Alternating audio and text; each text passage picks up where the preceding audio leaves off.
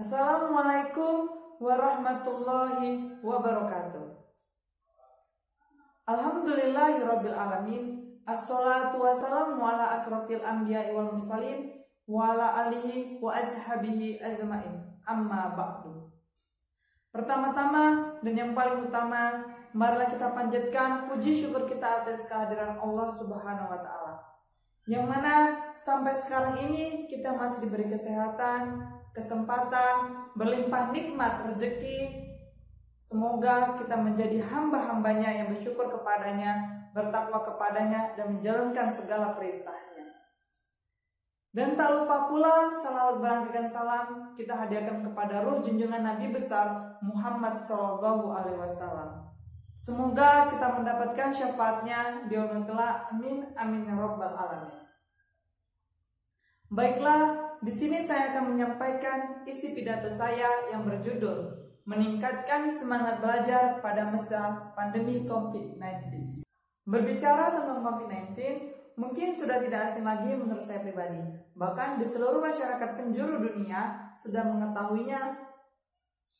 Bahkan segala aktivitas umat manusia di muka bumi ini terbengkalai karena hal tersebut. Salah satunya di bidang pendidikan. Dengan adanya perintah untuk belajar dari rumah, tidaklah semerta-merta dapat diterima oleh masyarakat, khususnya di Indonesia. Terlebih lagi, kurangnya pengetahuan terhadap teknologi komunikasi dapat mengakibatkan salah satu faktor kurangnya peninjauan untuk belajar online. Dan di sini juga masyarakat harus mengeluarkan banyak biaya agar pembelajaran online tersebut tidak terkendala, melainkan berjalan dengan lancar. Yang pertama, mereka harus menyediakan handphone yang berbasis Android. Yang kedua, mereka juga harus menyediakan kartu internet. Dan ketiga, mereka juga harus menyediakan jaringan sinyal pada saat pembelajaran online.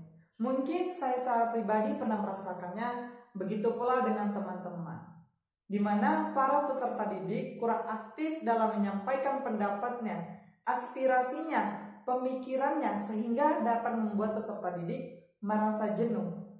Seorang siswa pada saat merasa jenuh dalam belajarnya akan mengakibatkan kegagalan dan ketidakberhasilan dalam proses pembelajaran. Dari kata-kata tersebut, saya teringat dengan kata-kata Nelson Mandela. Ia pernah mengatakan bahwasannya belajar adalah salah satu senjata paling ampuh untuk mengubah seluruh dunia.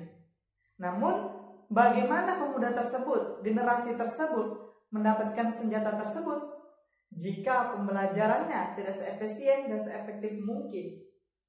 Ditambah lagi pada saat seorang guru memberikan materi, memberikan soal, memberikan tugas yang sama sekali mereka tidak ketahui, maka mereka mengalami kesulitan dan kejenuhan dalam mengerjakannya.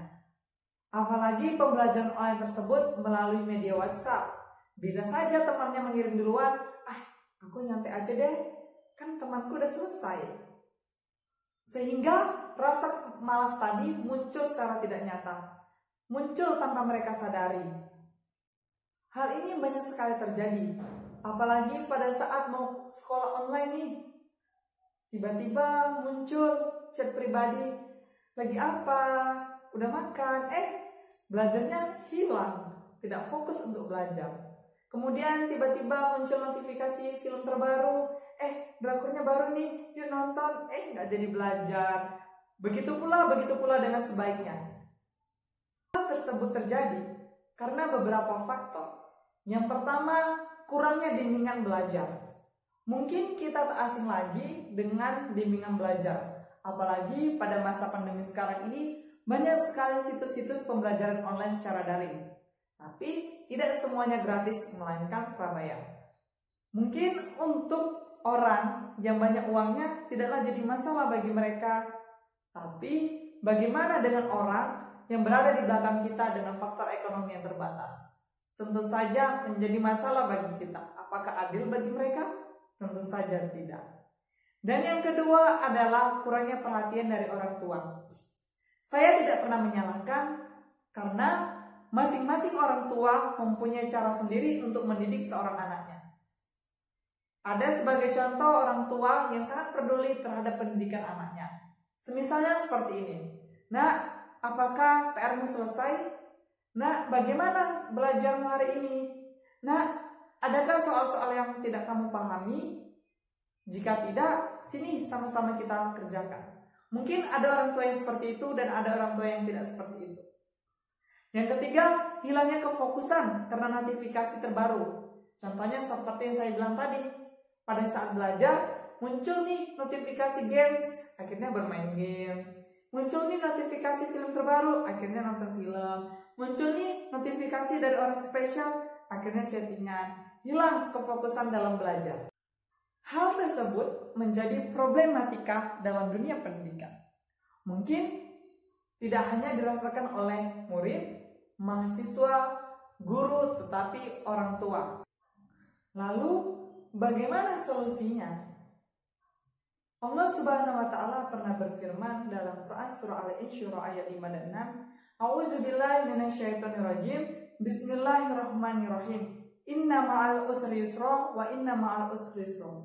Yang artinya setiap ada kesulitan pasti ada kemudahan. Maka kamu jangan pernah khawatir untuk menemukan solusinya. Yang pertama, solusinya untuk meningkatkan belajar adalah percaya dan yakin kepada Allah Subhanahu wa Ta'ala.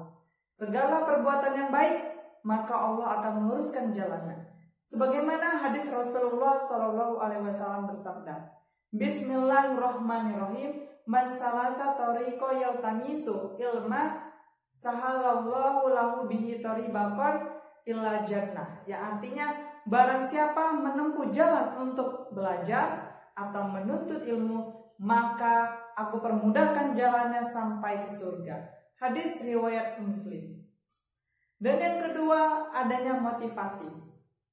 Adanya motivasi diperlukan oleh seseorang untuk dapat menyampaikan semangatnya, menyampaikan tujuannya yang ingin mereka capai. Jika Anda sudah mendapat motivasi apa yang ada dalam diri Anda, maka kembangkanlah motivasi tersebut dan cari bagaimana cara efektif Anda untuk belajar, sehingga efektif dalam belajar, ilmu dapat dan bermanfaat bagi Anda secara pribadi. Teruslah memotivasi diri Anda dan jadilah generasi penerus bangsa yang berprestasi dan buatlah Indonesiamu bangga. Jafi tolabil ilmi fahuwa fisabilillahi hatta yarzi'u. Artinya, barang siapa yang keluar dalam rangka menuntut ilmu, maka dia berada di jalan Allah sampai ia kembali. Salam generasi penerus bangsa. Mungkin hanya ini pidato singkat yang dapat saya sampaikan. Kurang lebihnya saya memohon maaf karena kesalahan berasal dari saya. Sungguhnya kebenaran dari Allah Subhanahu wa Ta'ala. Dan semoga bermanfaat bagi saya secara pribadi dan bagi teman-teman sekalian.